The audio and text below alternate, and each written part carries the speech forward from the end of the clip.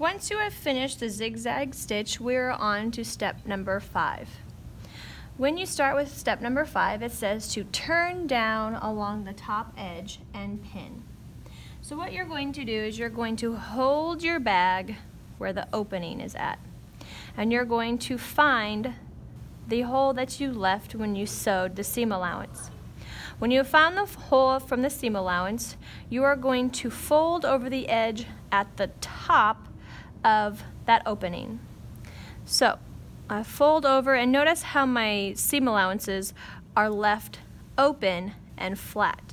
You want to make sure that when you're folding over your edge that these stay flat like this.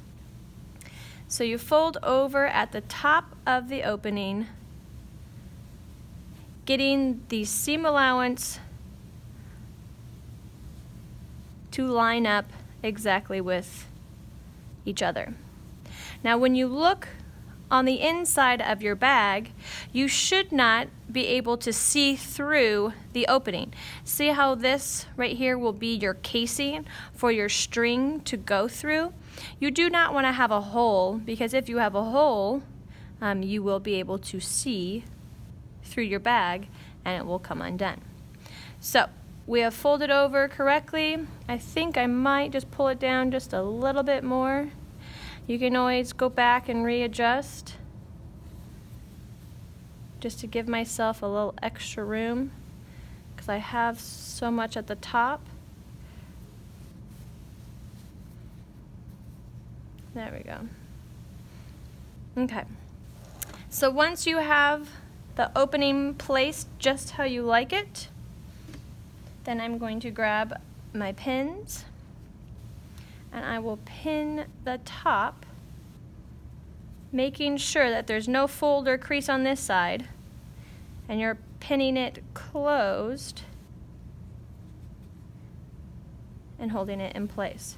So then you can come back and fold the rest of your casing over. Now, we need to make sure that the casing is the same width all the way across. So as you can see here, by me just folding it over, I can see that it's uneven. It's smaller over here and wider over here. So I need to take my ruler, measuring, okay, of where I need to have this casing all the way around. So I know I need to push this up some, and then once I have it placed, I can pin it. Then I do it again, and now notice how I'm pinning this so that it stays open. I'm not pinning them closed. I need it to stay open so we have that opening to the bag. So again, remember leaving the pins. Whoop.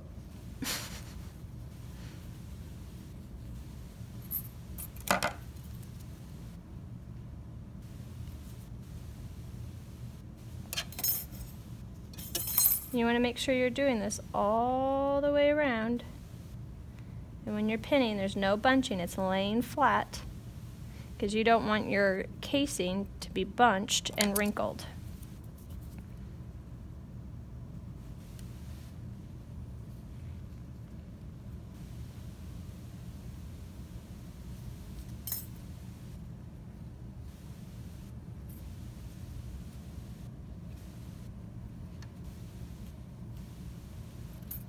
Okay, so just checking one more time.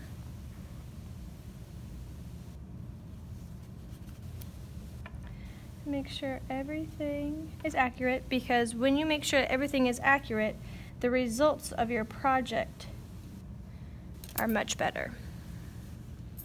So this is one thing where perfection does kind of work for your benefit.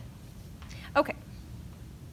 Now, when you have it pinned, you are going to stitch close to the bottom edge of the casing over the top stitching like you did from the first step. But what you're going to do with our machine is that we have an arm. Okay, when you remove this piece, you have an arm here that you're going to be able to put the bag over. So when I start, the instructions say to stitch on the top and the bottom. It says to do the bottom stitch first, but I like to do the top first so that I can make sure that it lays flat, because a lot of times if you start here, there can be a bubble that happens. So what you'll do is when you start, you pull out your pin, put it in your pin cushion, if I can find it, and you're going to line up to the inside of your presser foot. Now I start where the seam allowance stitching is, right here, and where that seam is. I'm going to start right there, and I do not need to backstitch. I'm going to be doing an overstitch. Since this is going to be the outside appearance of our bag, we don't want to have a big bulky stitching section because of the backstitch. So starting on the inside, we need to make sure that we change our dial from zigzag to a straight stitch, because we just got done zigzagging.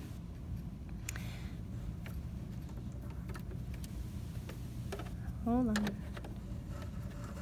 We need to pull out our string after cutting it so we have enough so it doesn't get sucked under while we sew. All right. So lining up to the inside presser foot, we're just going to start sewing.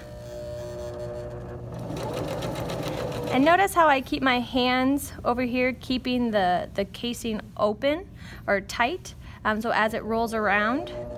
And remember, as we come up to a pin, we stop and we pull it out. And then we continue to go. Then we stop, pull out the pin.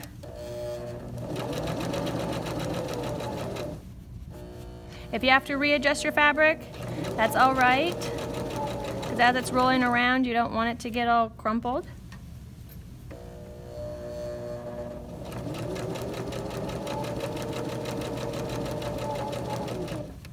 Now as you can see, we're coming back around to where we first started. So an overstitch, remember, is where you're trying to line up where the red tick mark on our presser foot, you're going to line that up straight up to where we first started stitching, and you're just going to overstitch. Right there, it creates its own backstitch, so it secures the stitching without making it look really bulky. So go fairly slow, making sure. Okay, and once you've done a few stitches, then you can stop and make sure that you're at the highest point. Pull your project out and snip. Now, as you can see, what I was talking about, the bulkiness after I've cut this thread, you can't really tell the the back stitching just because they're right there on top of each other. So then we're going to go in, do one more time, pull out our threads, start at the seam, but this time we're on the opposite presser foot, on the inside of the presser foot, because we need to stitch on this side. Now it may look like you're a little bit off on your stitching from the top casing. It's okay, and it's going to look like you've sewn this, but you have not, especially if you can slide your finger up underneath.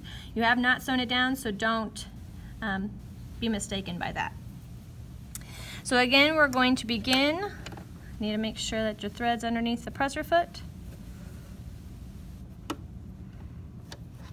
Starting by holding your fabric tight.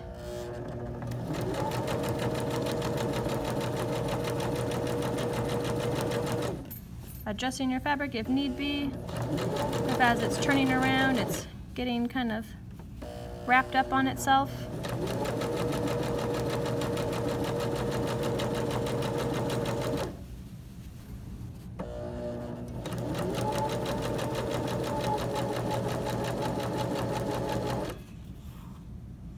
Okay, so we're going to do an overstitch again. We're coming back around to the beginning where we first started.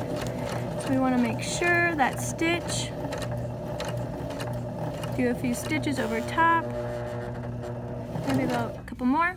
Then remember, you don't leave your needle in the fabric, you get it to the highest point and stop to pull out your fabric and then cut.